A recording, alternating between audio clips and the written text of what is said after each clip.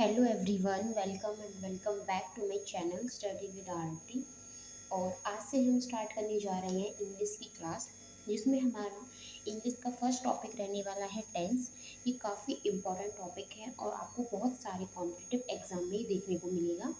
अगर आप टेंस को टॉपिक को अच्छे से कर लेते हो तो आपके ग्रामर में आने वाले जो अगले टॉपिक हैं वो आपको इजीली समझ में आएंगे, क्योंकि जो टेंस टॉपिक होता है वो इंग्लिश ग्रामर का बेस होता है। अगर आपको टेंस अच्छे से आते तो बाकी के जो टॉपिक्स हैं इंग्लिश के वो आपको काफ़ी ईजी लगेंगे। तो आज से ये हमारी फर्स्ट क्लास है और हम टेंस को काफ़ी ईजी तरीके से पढ़ेंगे। अगर आपने इस तरीके से टेंस पढ़ लिए तो फिर आपको दोबारा पढ़ने की ज़रूरत नहीं होगी। ठीक है, तो चलिए स्टार्ट करते हैं हम अपने टॉपिक को। ज़्यादा हम टाइम को वेस्ट नहीं करेंगे। तो देखिए टेंस, और इसकी तो निब्बी टूट गई। हाँ, तो टेंस होता है आपका काल। और आपने अपने 10th क्लास में 12th क्लास में आपने जब ग्रामर पढ़ी होगी स्कूल टाइम में, तो आपने टेंस थोड़े बहुत पढ़े होंगे। अगर आपको बिल्कुल भी कुछ नहीं आता है तो भी ये वीडियो आपके लिए बहुत हेल्पफुल रहने वाली है, क्योंकि हम जो टेंस टॉपिक है वो बिल्कुल ज़ीरो से स्टार्ट करेंगे और एकदम हाई लेवल तक करेंगे। तो देखिए टेंस टेंस के आपको 3 पार्ट्स आपको पता होंगे कि प्रेजेंट, पास्ट, फ्यूचर। जो टेंस है वो आपके 3 टाइप्स के होते हैं। प्रेजेंट यानी वर्तमान काल, पास्ट भूतकाल और फ्यूचर आपका भविष्य काल। तो इसी तरीके से जैसे टेंस के 3 पार्ट्स थे, इसी तरीके से 3 पार्ट्स हैं, इनके भी 4 टाइप्स होते हैं। जैसे प्रेजेंट का होता है present indefinite tense, present perfect tense, present continuous tense, present perfect continuous tense. Same उसी तरीके से पास्ट के होते हैं और सेम उसी तरीके से फ्यूचर के होते हैं। 4 पार्ट्स। तो सबसे पहले हम प्रेजेंट को पढ़ते हैं, वर्तमान काल को पढ़ते हैं। वर्तमान काल में भी हम पढ़ेंगे प्रेजेंट इंडेफिनिट टेंस। तो प्रेजेंट इंडेफिनिट टेंस में स्टार्ट करने से पहले आपको सेंटेंस के बारे में बता देती हूँ कि सेंटेंस कैसे होते हैं, है ना। सेंटेंस की फॉर्मेशन क्या होती है, अगर आपको पता है तो भी अच्छी बात है, अगर आपको नहीं पता तो आपको पता चल जाएगा, क्योंकि टेंस स्टार्ट करने से पहले आपको सेंटेंस की बेसिक सी नॉलेज रहनी चाहिए। तो एक सेकेंड, मैं पेन लेके आती हूँ, इसकी निप टूट गई। एक सेकेंड। यस। तो देखिए, जब कभी भी आप वाक्य बनाते हो या फिर सेंटेंस बनाते हो तो उसकी फॉर्मेशन में आपका होता है subject plus helping verb plus main verb plus object और बाद में जो आपका एक्स्ट्रा वर्ड्स होते हैं। तो इस तरीके से ये रूल होता है सेंटेंस फॉर्मेशन करने के लिए। तो सब्जेक्ट आपको पता ही है, जैसे कि अगर मैं बात करूँ, he goes to temple daily. तो ये मैंने एक सिंपल सा सेंटेंस आपके सामने रखा है। तो ये जो सेंटेंस आपका बना है उसमें जो फॉर्मेशन यूज़ हुई है वो ये वाली फॉर्मेशन यूज़ हुई है। देखो जो आपका सबसे फर्स्ट है सब्जेक्ट, तो सब्जेक्ट आपका यहाँ पे हो गया ही। यहाँ पे हेल्पिंग वर्ब, हेल्पिंग वर्ब का मैंने यहाँ पे यूज़ नहीं किया है क्योंकि ये प्रेजेंट इंडेफिनिट टेंस है। हम जब आगे टेंस पढ़ेंगे तो आपको पता लगेगा कि किस टेंस में हमें हेल्पिंग वर्ब यूज़ करनी होती है, किस में हमें हेल्पिंग वर्ब का यूज़ नहीं होता। तो ये ज़रूरी नहीं है कि सभी में हेल्पिंग वर्ब यूज़ होती है। तो यहाँ पे डायरेक्ट मैंने मेन वर्ब यूज़ करी है और मेन वर्ब के साथ ऐसे ईएस यूज़ किया है। ये आपको सब कुछ पता चलेगा। आगे मैंने कहा था ना कि बिल्कुल बेसिक से स्टार्ट करेंगे, आपको कुछ भी नहीं पता, सिर्फ आपको ABCD आती है तो भी आपके लिए क्लास बहुत हेल्पफुल रहने वाली है। और ऑब्जेक्ट हो गया हमारा टेम्पल और एक्स्ट्रा वर्ड हो गया हमारे डेली। तो किसी भी सेंटेंस की जो फॉर्मेशन होती है वो इस रूल से होती है। अगर आपको ये रूल अच्छे से समझ में आ गया तो आप चाहे कितने से कितना मुश्किल वाक्य क्यों ना हो, आप उसको इंग्लिश में भी फॉर्मेशन कर दोगे। बट हमें यहाँ पे हिंदी से इंग्लिश नहीं बनानी, क्योंकि हमारे एग्ज़ाम में भी हिंदी में जो टेंस सेंटेंस होते हैं उनका इंग्लिश में जो ट्रांसलेशन है वो नहीं आता। हमें क्या होता है एग्जाम में, फिलिंग द ब्लैंक्स की फॉर्म में क्वेश्चन आते हैं और वो फिलिंग द ब्लैंक्स में फिल करने होते हैं। तो जिस तरीके से आपके एग्जाम में क्वेश्चन आते हैं सेम उसी तरीके से पढ़ेंगे, बट फिर भी आपको बेसिक नॉलेज होनी चाहिए। तो ये मैंने इसलिए बताया है। चलो, तो हम प्रेजेंट टेंस में करते हैं तो ये रूल आपको काफ़ी हेल्पफुल रहेगा। तो इस रूल को आप अच्छे से माइंड में बिठा लेना कि किसी भी सेंटेंस की फॉर्मेशन करने के लिए जो रूल होता है वो subject plus helping verb plus main verb plus object plus extra verb. ये जरूरी नहीं है कि हर सेंटेंस में हेल्पिंग वर्ब यूज़ होती है, बट मेन वर्ब तो हर सेंटेंस में यूज़ होती है। मेन वर्ब क्या होती है, उसकी जो मुख्य क्रिया होती है, वर्ब आपको पता है क्रिया होती है। हेल्पिंग वर्ब क्या होती है, उसकी सहायक क्रिया, जैसे is, am, are, was, were, has, have, ये सब भी हेल्पिंग वर्ब है। और मेन वर्ब क्या होती है, जैसे जिसके पीछे जाना है ना, जैसे आना आना लगा होता है, सोना सकना, ये वाली मेन वर्ब होती है। मैंने एक आपको बेसिक सा आइडिया दिया जिससे आपको मेन वर्ब की पहचान हो। सब्जेक्ट आपको पता ही है जो करता होता है, ठीक है। तो अब टेंस से स्टार्ट करने से पहले एक छोटी सी जो बेसिक बात है वो भी मैं आपको बताना चाहूँगी। हमारे एक तो होता है सिंगुलर और एक होता है आपका प्लूरल। ठीक है, सिंगुलर होता है एक वचन, प्लूरल होता है बहुवचन। जैसे कि मैं बात करूँ ही, तो ये हमारे सिंगुलर सब्जेक्ट हैं। शी, किसी का नेम, ठीक है, और दिस, दैट, ये सभी क्या, ये सभी हमारे सिंगुलर हैं। और मैं प्लूरल की बात करूँ तो वी, दे, ठीक है, ये हमारे क्या होते हैं, प्लूरल होते हैं। और आई भी हमारा प्लूरल में आता है। अब जो सिंगुलर सब्जेक्ट हैं उनके साथ हमेशा हम सिंगुलर वर्ब लगाते हैं, और जो प्लूरल सब्जेक्ट हैं उनके साथ हम प्लूरल वर्ब लगाते हैं। अब सिंगुलर और प्लूरल वर्ब क्या होती है, देखिए, अगर मैं कहूँ गो, तो ये हमारी प्लूरल है। अगर मैं इसके साथ ई एस लगा दूँ, गोज, तो ये हमारी सिंगुलर है। यानी सिंगुलर वर्ब को सिंगुलर बनाने के लिए उसके पीछे आपको एस या ई एस लगाना पड़ता है। यानी सिंगुलर है तो सिंगुलर सब्जेक्ट है तो सिंगुलर वर्ब, और प्लूरल सब्जेक्ट है तो प्लूरल वर्ब। एस से सिंगुलर, एस से सिंगुलर। तो आप याद रखना कि सिंगुलर सब्जेक्ट है तो सिंगुलर वर्ब रहेगी, क्योंकि दोनों बार एस एस आ रहा है। अगर प्लूरल सब्जेक्ट है तो प्लूरल ही आपकी वर्ब रहेगी, यानी पीपी। ठीक है, तो चलिए अब हम अपने टेंस को स्टार्ट करते हैं। तो ये बेसिक नॉलेज भी आपको होनी चाहिए थी। अगर आपको इतना आता है तो बहुत अच्छी बात है, अगर नहीं आता तो फिर भी आपको थोड़ा बहुत यहाँ से समझ में आया होगा। अब हम टेंस करेंगे तो और अच्छे से समझ में आ जाएगा। देखिए, वीडियो ज़्यादा लंबी हो सकती है, बट ये बिल्कुल श्योर है कि आपको आज के बाद टेंस पढ़ने की बिल्कुल भी ज़रूरत नहीं पड़ेगी, क्योंकि मैं बहुत ईजी तरीके से पढ़ाऊँगी आपको। यस, तो हम अपने प्रेजेंट टेंस यानी वर्तमान काल से स्टार्ट करते हैं। और वर्तमान काल के 4 टाइप्स होते हैं प्रेजेंट टेंस की: present indefinite, present perfect, present continuous, present perfect continuous. तो यहाँ से मैं आपको बता चुकी हूँ कि सब्जेक्ट की क्या फॉर्मेशन और सेंटेंस की क्या फॉर्मेशन होती है। ये सेंटेंस के टाइप है, जैसे कि assertive, negative, interrogative, WH family और इंटरोगेटिव नेगेटिव। असर्टिव क्या होती है, जो सरल वाक्य होते हैं, जैसे कि he goes to temple, he goes to school. ठीक है, बिल्कुल सिंपल है। नेगेटिव जिसमें नॉट का यूज होता है। इंटरोगेटिव जिसमें आपकी हेल्पिंग वर्ब लगती है या फिर पीछे क्वेश्चन मार्क होता है। क्वेश्चन मार्क ही होता है क्योंकि इंटरोगेटिव का तो क्वेश्चन मार्क होता है। डब्ल्यूएच फैमिली क्या होते हैं, जो सेंटेंस डब्ल्यूएच फैमिली से स्टार्ट होते हैं, उसके व्हाट, वेयर, व्हेन, ये सारे क्या है डब्ल्यूएच फैमिली के वर्ड। तो जो सेंटेंस डब्ल्यूएच फैमिली से स्टार्ट होते हैं उनको डब्ल्यूएच फैमिली वाले सेंटेंस कहते हैं। और इंटरोगेटिव नेगेटिव जिसमें क्वेश्चन मार्क भी हो और साथ साथ में नॉट भी हो। नेगेटिव का मतलब तो नॉट होता है ना, तो जिस सेंटेंस में आपको नॉट दिखे समझ जाना नेगेटिव सेंटेंस है। जिस सब्जेक्ट में आपको क्वेश्चन मार्क दिखे समझ जाना इंटरोगेटिव सेंटेंस है। जिस सेंटेंस में आपको नॉट भी दिखे और क्वेश्चन मार्क भी दिखे तो समझ जाना इंटरोगेटिव नेगेटिव सेंटेंस है। ओके, अब हम स्टार्ट करते हैं आपके प्रेजेंट इंडेफिनिट टेंस की।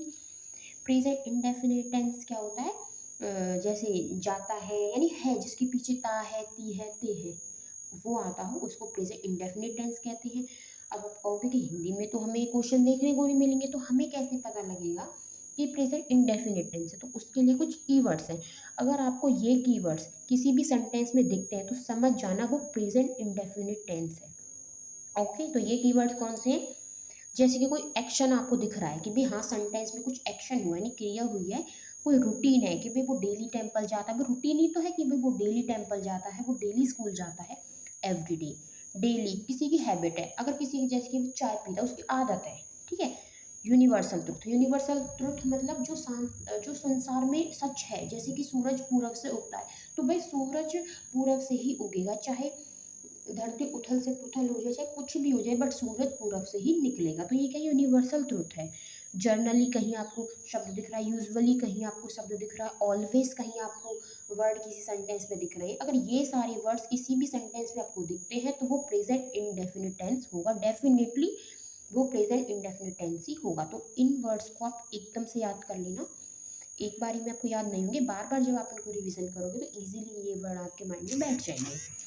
अब बात करते हैं फॉर्मेशन की, कि किसी भी सेंटेंस का फॉर्मेशन कैसे होता है। मैं आपको बता चुकी हूँ, subject plus main verb plus S या ई एस प्लस ऑब्जेक्ट। ठीक है, इसमें मैंने हेल्पिंग वर्ब क्यों नहीं लगाई, क्योंकि जो प्रेजेंट इनडेफिनिट टेंस होगा उसमें हेल्पिंग वर्ब का यूज़ नहीं होता।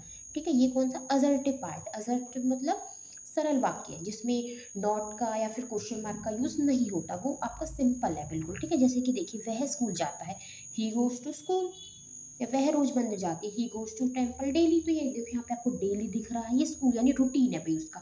ठीक है, तो ये प्रेजेंट इंडेफिनिट हो गया। डेली वर्ड आ रहा है, अभी हमने बात की थी डेली वर्ड आ जाए तो प्रेजेंट इंडेफिनिट होगा। प्रेजेंट इंडेफिनिट होगा तो फॉर्मेशन क्या होगी, सब्जेक्ट तो लगेगा ही शी, और मैंने अभी आपको बताया कि सिंगुलर सब्जेक्ट होता है तो उसके साथ सिंगुलर ही हेल्पिंग वर्ब लगती है, तो हमने यहाँ पे गोस लगा दिया, टू टेम्पल डेली। ओके, अब चलते हैं आगे। तो यहाँ पे मैंने बहुत सारे एग्जाम्पल यहाँ पे लिए हैं। पहले मैंने हिंदी में सेंटेंस लिखा है, फिर उसको इंग्लिश में ट्रांसलेशन किया ताकि आपको दिक्कत ना आए। एक बार इन्हें जल्दी से देख लेते हैं। जैसे कि सूर्य पूरब से निकलता है, ठीक है, तो sun rises in the east. देखिए सन भी क्या है हमारा सिंगुलर, क्योंकि सन एक ही तो है, तो इसके लिए भी हमने यहाँ पे SIS लगाया है। पृथ्वी सूर्य के चक्कर लगाती है, बिल्कुल सच बात है। अर्थ रिवॉल्व्स अराउंड द सन, अर्थ भी हमारा सिंगुलर है, तो यहाँ पे भी मैंने SIS का यूज़ किया है। वह रोज नहाता है, भाई डेली नहाता है ना, तो he baths daily. He eats food, I go, देखो मैं जाता हूँ इसके बनता है आई गो, ठीक है, आई एम गोइंग नहीं होगा, मैं जाता हूँ आई गो ओनली। और गो क्यों लगाया है, क्योंकि हमारा जो सब्जेक्ट है वो प्लूरल है। अगर सब्जेक्ट प्लूरल हो तो हर जो हमारी मेन वर्ब होती है वो भी प्लूरल ही होगी। अब आपके एग्जाम में सेंटेंस किस तरीके से आएंगे, देखो वैसे इतने सिंपल सेंटेंस तो नहीं आएंगे कॉम्पिटिटिव एग्जाम में, बट फिर भी जैसे कि देखो ये क्वेश्चन बहुत बार आता है, सन डैश इन द ईस्ट, ठीक है। अब यहाँ पे आपको फिलिंग द ब्लैंक्स में होगा राइज, या फिर राइजेज, या फिर राइजिंग, या फिर राइज्ड, इस तरीके से, यानी 4 ऑप्शन होंगे, फर्स्ट सेकंड थर्ड फोर्थ। और सेंटेंस है, ये आपको बताना है कि इसमें कौन सा यूज होगा। तो आप सेंटेंस को पढ़ोगे और आपको पता है कि भाई कोई भी यूनिवर्सल ट्रूथ होता है वो प्रेजेंट इंडेफिनिट का पार्ट है ना। तो और आप इजीली बता दोगे कि भाई ये सेंटेंस प्रेजेंट इंडेफिनिट का है। और अभी हमने पीछे बताया कि प्रेजेंट इंडेफिनिट का अगर सरल वाक्य हो यानी असर्टिव सेंटेंस हो तो उसमें क्या लगता है, मेन वर्ब के साथ एस या ईएस लगता है, हेल्पिंग वर्ब का यूज नहीं होता, सिर्फ मेन वर्ब यूज होती है। तो मेन वर्ब इसमें क्या आएगी, राइजेज। राइजेज ईएस हमने क्यों लगाया, क्योंकि हमारा सब्जेक्ट सिंगुलर था। इस तरीके से आपको क्वेश्चन देखने को मिलेंगे, ठीक है। अगर सरल वाक्य हो तो उसमें सिर्फ मेन वर्ब के साथ आपको एस या ईएस लगाना है, ठीक है। और अगर नेगेटिव हो, ठीक है, अगर नेगेटिव सेंटेंस हो तो उसमें आपको डू या फिर डज लगाना है, और नॉट, नॉट तो सेंटेंस में दिया होगा, ठीक है, इस तरीके से। और इंटरोगेटिव सेंटेंस हो तो उसमें भी आपको डू डज लगाना है। डू डज क्या, यहाँ पे डू डज हेल्पिंग वर्ब है। जो आपका प्रेजेंट इंडेफिनिट में जो सरल वाक्य होगा उसमें हेल्पिंग वर्ब का यूज नहीं होगा, बट अगर आपका प्रेजेंट इंडेफिनिट में नेगेटिव का कोई सेंटेंस है, कोई इंटरोगेटिव का कोई सेंटेंस है, तो वहाँ पे हेल्पिंग वर्ब का यूज होगा। अब वो हेल्पिंग वर्ब कौन सी रहेगी, डू डज, ठीक है। डू किसके साथ लगेगी, कोई प्लूरल के साथ, और ईएस, ये ईएस वाली डज कहाँ पे लगेगी, सिंगुलर के साथ। देखिए किसी भी मेन वर्ब के पीछे अगर आप एस या ईएस लगा देते हो तो वो आपकी सिंगुलर बन जाती है, ठीक है। चलिए अभी हम और क्वेश्चन करेंगे तो आपको इजीली समझ में आएगा। अभी आपको सिंपल सेंटेंस का समझ में आ गया होगा कि प्रेजेंट इंडेफिनिट की हम पहचान कैसे करेंगे। अगर प्रेजेंट इंडेफिनिट का सिंपल सेंटेंस आ जाता है तो हमें मेन वर्ब के साथ एस या ईएस लगानी है। क्यों लगानी है, सब्जेक्ट को देख के। अगर सब्जेक्ट सिंगुलर है तो मेन वर्ब के साथ एस या ईएस लगाएंगे, सब्जेक्ट प्लूरल है तो मेन वर्ब के साथ एस या ईएस नहीं लगाएंगे, ओके। आपको सेंटेंस की पहचान भी आ गई होगी कि आपको सेंटेंस की पहचान कैसे करनी है। कुछ कीवर्ड्स बताए हैं, अगर वो कीवर्ड्स किसी सेंटेंस में हो तो आप पता लगा सकते हो कि भाई ये हमारा प्रेजेंट इंडेफिनिट टेंस है। चलिए अब हम कुछ नेगेटिव सेंटेंस करते हैं। देखिए नेगेटिव जैसे कि ही डज नॉट ईट फूड, तो देखिए हमने यहाँ पे डज लगाया है, क्यों, क्योंकि ही हमारा सिंगुलर सब्जेक्ट है। सिंगुलर सब्जेक्ट के साथ हम जो हेल्पिंग वर्ब यूज करेंगे वो सिंगुलर ही करेंगे, तो ई एस लगाने से हेल्पिंग वर्ब क्या होगी, singular. She does not bath daily. She does not go to temple daily.